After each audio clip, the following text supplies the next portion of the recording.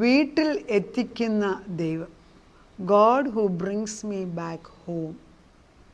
ഇത് സങ്കീർത്തനം 23 ബാക്ക്ഗ്രൗണ്ടിൽ തന്നെയാണ് എടുക്കുന്നത്. ഇടയനായ ദൈവത്തിൻ്റെ മഹത്വത്തെക്കുറിച്ചാണ് പറയുന്നത്. ഇടയന് ജോലികൾ പലതുണ്ട്.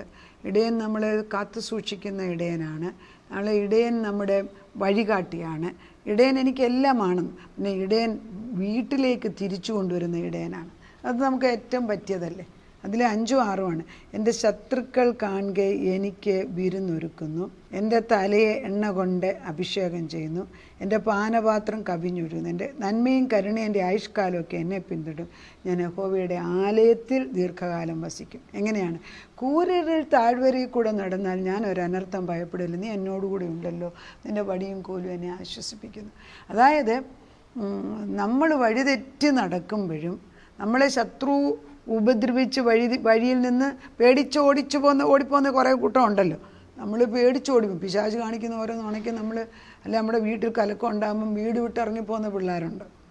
പിന്നെ ജന്മന ഈ ചില സ്വഭാവങ്ങൾ തലമുറയിൽ കൂടെ വന്നിട്ട് വീട്ടുകാരെ ഇഷ്ടമില്ലാതെ വഴക്കുണ്ടാക്കി പോകുന്നവരുണ്ട്. വീട്ടിൽ നിൽക്കുന്നവർ ഭാര്യ ഭർത്താവ് അന്യോന്യം ഉപദ്രവിക്കുന്നവരുണ്ട്. ഇതൊക്കെ എല്ലായിടത്തും ഉണ്ട്. എല്ലായിടത്തും അല്ല, മിക്കയിടത്തും ഉണ്ട്. അപ്പോൾ ഇങ്ങനെയുള്ള സാഹചര്യങ്ങളിൽ തൻ്റെ വടിയും കോലും നമ്മളെ ആശ്വസിപ്പിക്കണം. അതായത് നിർത്തേണ്ടടുത്ത് നിർത്തുക എന്ന് പറയാനും ശത്രുക്കളുടെ മുമ്പിൽ വരച്ച് നിർത്താനും കഴിവുള്ള ഒരു ദൈവം നമുക്കുണ്ട്. അല്ലെങ്കിൽ കയീൻ ആബേലിനെ കൊണ്ടുപോയത് സ്നേഹിക്കാനൊന്നുമല്ല. ആബേലിനെ അറിയാമായിരുന്നു ഇവന് ദേഷ്യമുണ്ടെന്ന്. ആബേൽ വിഡ്ഢിത്തരം കാണിച്ചു. ഒരാൾ ദേഷ്യം വിളിക്കുമ്പോൾ നീ എൻ്റെ കൂടെ വയലിൽ വരാൻ പറയുമ്പോൾ ഒഴിഞ്ഞു മാറേണ്ടതായിരുന്നു. അത് ചെയ്തില്ല, ബുദ്ധിയില്ലായിരുന്നു. ഇതൊക്കെ ബുദ്ധി പഠിച്ചു വരുമ്പോഴത്തേക്ക് സമയം പോകും. ആബേലിനെ വിളിച്ചപ്പോൾ കയീൻ അങ്ങനെ ദേഷ്യപ്പെട്ട് നിൽക്കുന്ന കയീനാണ്. വാ നമുക്ക് വയലിൽ പോകാമെന്ന് പറയുമ്പം ആബേൽ തിരിച്ച് സ്വന്തം കാര്യം നോക്കാൻ പോകേണ്ടതായിരുന്നു. പലപ്പോഴും ഓർക്കണേ, ആവശ്യമില്ലാത്ത പ്രശ്നത്തിൽ നമ്മുടെ തലയിടരുതേ, മണ്ടത്തരം കാണിക്കല്ലേ. നിന്നെ ആവശ്യമുള്ളിടത്ത് മാത്രം ദൈവം പറയുന്നിടത്ത് പോയാൽ മതി. അല്ല, അങ്ങനെയായിരുന്നു യേശു ജീവിച്ചിരുന്ന കാലത്ത്. ഈ പ്രശ്നങ്ങളുണ്ടായ ഭവനങ്ങളിലൊക്കെ കയറി പ്രശ്നം പരിഹരിച്ചേനെയല്ലോ. അതൊന്നും പൊളിറ്റിക്കൽ പ്രോബ്ലം ഉണ്ടൊക്കെ അതൊന്നും ദൈവം ചെയ്തില്ലല്ലോ. അതൊന്നും ദൈവം ചെയ്യാൻ പറയുന്നത് മാത്രം ചെയ്താൽ മതി. അത് അറിഞ്ഞിരിക്കണം. കർത്താവിൻ്റെ ആത്മാവ് പറയുന്നത് വടിയും കോലും നിന്നെ ആവശ്യം. വടിയും കോലും ദൈവം ശത്രുവിനെ അടിച്ചു മാറ്റും. എന്നാൽ കോലുകൊണ്ട് ചിലപ്പോൾ വടികൊണ്ട് അടിക്കാതിരിക്കും. ചെറിയതായിട്ട് ശിക്ഷിച്ച് നമ്മളെ തിരിച്ചു കൊണ്ടുവരും. കാരണം വഴി തെറ്റിപ്പോയവനെ തിരിച്ചു കൊണ്ടുവരുന്ന ഒന്ന് ഓർപ്പിക്കും. അത് നമ്മളെ അടിച്ചു കൊല്ലാനല്ല. ചില അമ്മമാർ ദേഷ്യം വരും, മക്കളെ അടിച്ച് അവരില്ലാതാക്കും. ടീച്ചേഴ്സിന് അധികാരമുണ്ട്. പക്ഷേ ടീച്ചേഴ്സിന് സെൽഫ് കൺട്രോൾ ഇല്ലെങ്കിൽ അടിച്ചിട്ട് നാട് ഓടിക്കുന്ന ടീച്ചേഴ്സുണ്ട്. അതുകൊണ്ടാണ് അമേരിക്കയിലൊന്നും വടി തൊടാൻ ഉപയോഗില്ല. ശിക്ഷണം എന്ന് പറയുന്നതില്ല. ടീച്ചേഴ്സ് വഴക്ക് പറഞ്ഞാലും അപ്പനും അമ്മയും ദേഷ്യം പറഞ്ഞാലും പോലീസിനെ വിളിക്കും. അങ്ങനെയാണ് അമേരിക്കയിലെ സിറ്റുവേഷൻ.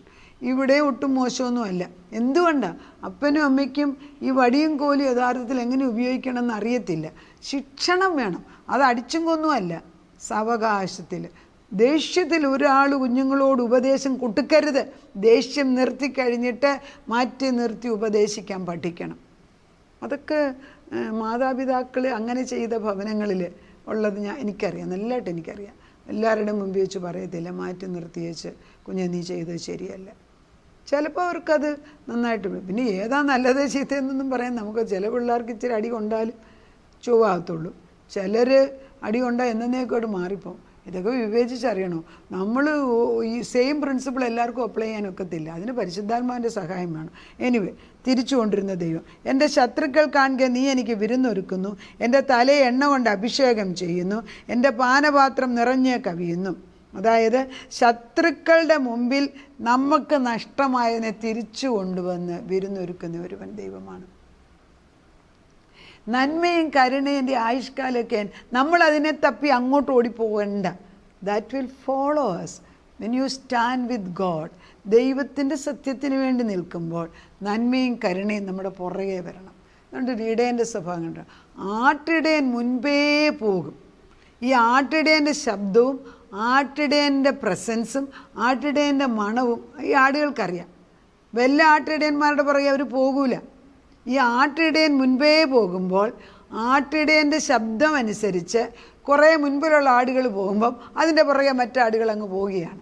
അങ്ങനെ പുറകെ പോകാൻ മുൻപിലോകെങ്കിലും പോകാൻ കുറച്ച് ആടുകൾ, മുൻപെന്ന് വെച്ചാൽ യേശുവിനോട് അടുത്ത് പോകാൻ കഴിവുള്ള കുറേ ആളുകളെങ്കിലും കുടുംബത്തിലുണ്ടായില്ല എങ്കിൽ തലമുറ നശിച്ചു പോകും. നമ്മളെല്ലാം വഴിതെറ്റിപ്പോകാൻ സാധ്യതയുള്ളതാണ്. നിരന്തരം പറഞ്ഞ് പഠിപ്പിക്കേണ്ടിയിരിക്കുന്നു. അപ്പോൾ ആടുകൾ തിരിച്ചു കൊണ്ടുവരുന്നതിനെക്കുറിച്ച് യോഹന്നാൻ്റെ 14 കഴിഞ്ഞ ദിവസം പറഞ്ഞത് തന്നെയാണ്. ഞാനാണ് വഴിയും സത്യവും ജീവനും. ഞാൻ പോകുന്നത് സ്വർഗത്തിലെ ഭവനത്തിനെ കുറിച്ച്. ഭൂമിയിൽ നമുക്കൊരു ഭവനമില്ലേ? ദൈവത്തെ അറിയുന്ന ഒരു ഭവനം. ആ ഭവനത്തിൽ നിന്ന് മാറിപ്പോകുന്ന ഒരു തലമുറയല്ലേ? കുടുംബജീവിതത്തിൽ നിന്ന് മാറിപ്പോകുന്നതില്ലേ? അടുത്ത തലമുറയെ നശിപ്പിക്കുന്നവരില്ലേ? മക്കളെ അനാഥരാക്കുന്നവരില്ലേ? ഇതൊക്കെ ഇടയനില്ലാത്തവർക്കല്ലേ? ഇടയനുള്ളവർക്ക് ഇതിൻ്റെ ആവശ്യമുണ്ടോ? കാരണം ഇതെല്ലാം ഞാൻ അധ്വാനിച്ചുണ്ടാക്കി, ഞാൻ കാശുണ്ടാക്കി, ഞാൻ പ്രയത്നിച്ച്, ഞാൻ നിന്നെക്കാട്ടി കൂടുതൽ ശമ്പളം ഉണ്ടാക്കി ഞാൻ വളർത്തിയെന്ന് പറയുമ്പോഴേ അവിടെ ദൈവം ഇല്ല, ഇടയനില്ലാതെ. ഒന്നാം വാക്യമേ പറയാം, യഹോവ എൻ്റെ ഇടയനാന്ന് മാറിപ്പോയി. അത് ഞാൻ എൻ്റെ കൊച്ചുമക്കളെ യഹോവ എൻ്റെ 23-ാം സങ്കീർത്തനം എത്ര പഠിപ്പിച്ചിട്ടും പഠിക്കത്തില്ല, പറയത്തില്ല. ഞാൻ വിചാരിച്ചത് എന്തൊരു ബന്ധനമാർത്താവും, അങ്ങനെ തന്നെ ഞാൻ വിചാരിച്ചു. പക്ഷേ കുറേ ദിവസം ഞാനിങ്ങനെ അവർ പഠിച്ചിട്ടുണ്ട്, നല്ല ബുദ്ധിയുള്ള പിള്ളേർ, എന്തുകൊണ്ട് 23-ാം സങ്കീർത്തനം പറയുന്നില്ല?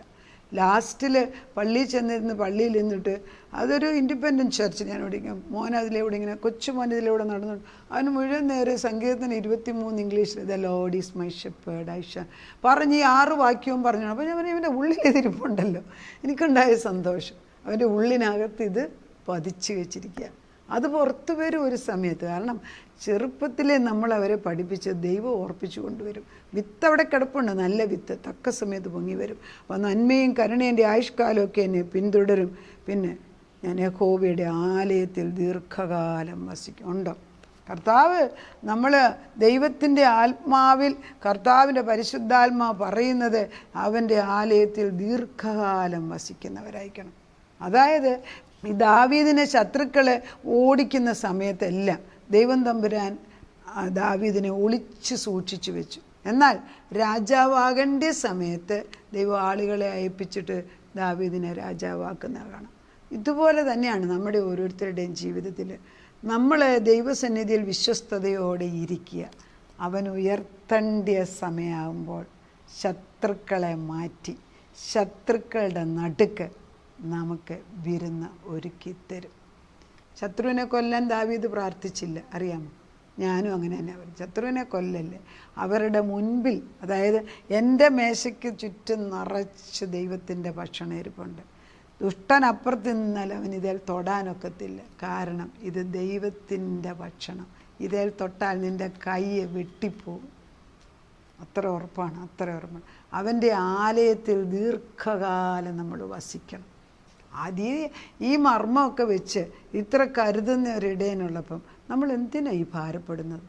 അപ്പോൾ ഇവർ 23-ാം സങ്കീർത്തനം അറിയാൻ വയ്യാതെ ആരുമില്ല, എല്ലാ ക്രിസ്ത്യൻസിനും അറിയാം.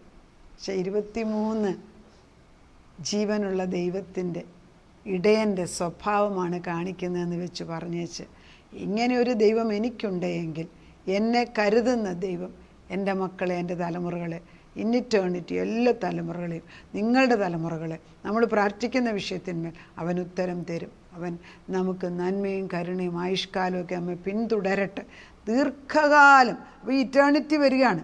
ഇടയനെ കണ്ടവൻ ഇറ്റേണിറ്റി. അതുകൊണ്ടാണ് ഈ യേശുക്രിസ്തു പറയുന്നുണ്ട്, എന്നെ കണ്ടവൻ. കർത്താവ് പറയുന്നില്ലേ ഈ പത്തിപ്പന്നെ യോഹന്നാൻ്റെ 10, ഞാൻ വാതിലാകുന്നു, ഞാൻ ഒരേ ഒരു വാതിലാണ്, എന്നിൽ കൂടെ ഈ വാതിൽ കടക്കുന്നവൻ അകത്ത് കയറും.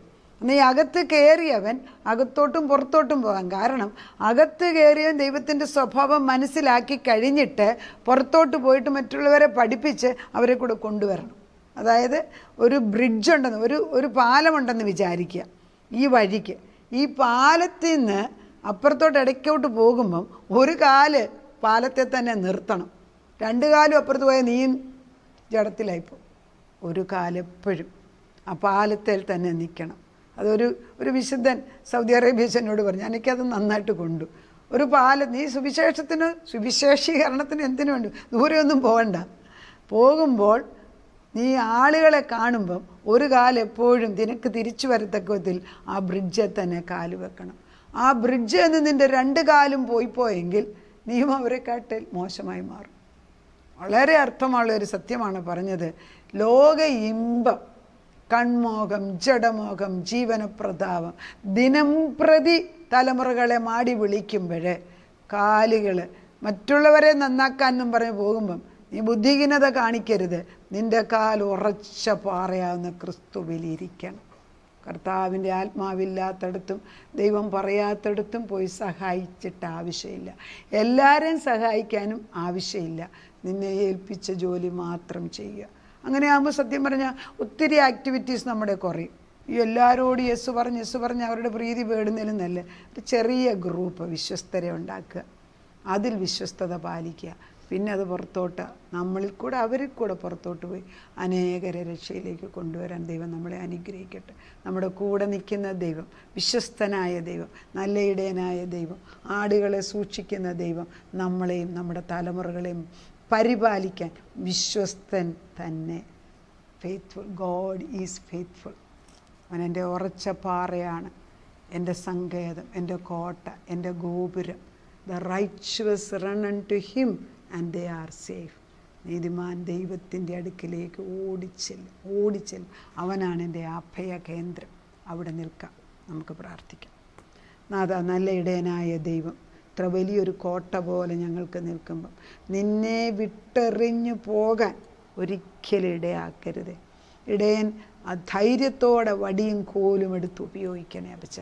നീ ഞങ്ങളുടെ തലമുറകൾ എവിടെയെങ്കിലും തിരുഹിതത്തിന് ഇഷ്ടമില്ലാത്ത പോകുന്നുവെങ്കിൽ ആ വാതിലുകൾ കൊട്ടിയടയ്ക്കണം. അല്ല, തലമുറകളുടെ മേൽ നിൻ്റെ ചിഹ്നം ഇട്ടിരിക്കുന്നത് കണ്ട് നീ അവരെ തോളോടെടുത്ത് മാർവോട് ചേർത്ത് മരുഭൂമിയിൽ കർത്താവെ നിന്നോട് ചേർന്ന്. മരുഭൂമി അവസ്ഥ എന്ന് പറയുമ്പോൾ ഒന്നുമില്ലാത്ത അവസ്ഥയാണ്. സ്വന്തം കഴിവിലെല്ലാം കാണിച്ചു കൂട്ടി 1 വർഷം കഴിയുമ്പോൾ അതിൻ്റെ പ്രതാപം തീരും. എത്ര നാൾ സ്വന്തം കഴിവിൽ ആശ്രയിച്ച് ചെയ്യാൻ നോക്കും? അതിനൊരു പരിമിതിയില്ലേ. എന്നാൽ യേശുവിൻ്റെ അടുക്കൽ ഇടയനായ ദൈവം സകലതും ഒരുക്കി വെച്ച വഴിയിലേക്ക് പാറക്കെട്ട്, കല്ലുകൾ, വലിയ പാറ, അതുപോലെ വലിയതായ കൂർത്തതായിട്ടുള്ള കല്ലുകൾ, മുള്ള, പറക്കാര ഒക്കെ അങ്ങോട്ട് മാറ്റിവെച്ച് കർത്താവ് വഴി ഒരു ബുൾഡോസർ ഉപയോഗിച്ച് വഴി ഒന്ന് നിരപ്പാക്കി കൊടുക്കപ്പച്ച. അതിൻ്റെ മുകളിലോട്ട് സ്നേഹത്തിൻ്റെ ടാറും കൂടി ഇട്ട് കൊടുക്കുക. ഇതിൽ മാഗ്നറ്റ് ഇരുമ്പിനെ ആകർഷിക്കുന്ന പോലെ തലമുറകൾ കയറി വരണം. അനേക കുടുംബങ്ങൾക്ക് ഇതൊരു വിടുതലാക്കണം. അവർ പ്രാർത്ഥിക്കുമ്പോൾ കർത്താവ് വഴി നിരപ്പാക്കുകയാണ്. ഞങ്ങളുടെ പ്രാർത്ഥനയാണ് മുള്ളും പറക്കാരെ എടുത്തു കളയുന്നത്. കല്ലും മുള്ളും പറക്കാരെ എടുത്തു കളഞ്ഞ് വഴി നിരപ്പാക്കി കൊടുത്ത് ആടുകളെ ഇടയൻ പച്ച പുല്ലുള്ളിടം കണ്ടുപിടിച്ച് കൊണ്ടുപോകുന്നത് പോലെ ഞങ്ങളുടെ തലമുറകൾ നിൻ്റെ വഴിയിൽ കൂടെ നടന്ന് കയറി വരുന്നത് കാണുന്നു. തലമുറകൾ കയറി വരുന്നു. അബ്രഹാമിൻ്റെ, ഇസഹാക്കിൻ്റെയും യാക്കോബിൻ്റെയും ദൈവം, നേരും നടപ്പും വിശ്വസ്തത വാക്കുപാലിക്കുന്ന ദൈവം. ഇതാ ആത്മാവിൽ വിശ്വസ്തമായി പറഞ്ഞ വചനാടിസ്ഥാനത്തിൽ കർത്താവേ, എൻ്റെ ആയുഷ്കാലം മുഴുവൻ നിൻ്റെ ആലയത്തിൽ വസിക്കുവാൻ, നീ അവർക്ക് വേണ്ടി വീട് പണിതെടുത്ത് അവർ തിരിച്ചു വരുവാൻ നീ അവരെ മാടി വിളിക്കുമ്പോൾ സന്തോഷത്തോടെ എല്ലാ ചങ്ങലയും പൊട്ടിച്ചെറിഞ്ഞ് നീ അവരെ തിരിച്ചു കൊണ്ടുവരുന്നതിന് നന്ദി. ഒരു ശക്തി എൻ്റെ മുമ്പിൽ നിൽക്കത്തില്ല. പ്രാർത്ഥനയുടെ ഉത്തരം തന്നതിന് നന്ദി. യേശു ക്രിസ്തുവിൻ്റെ പുണ്യനാമത്തിൽ തന്നെ. ആമേൻ.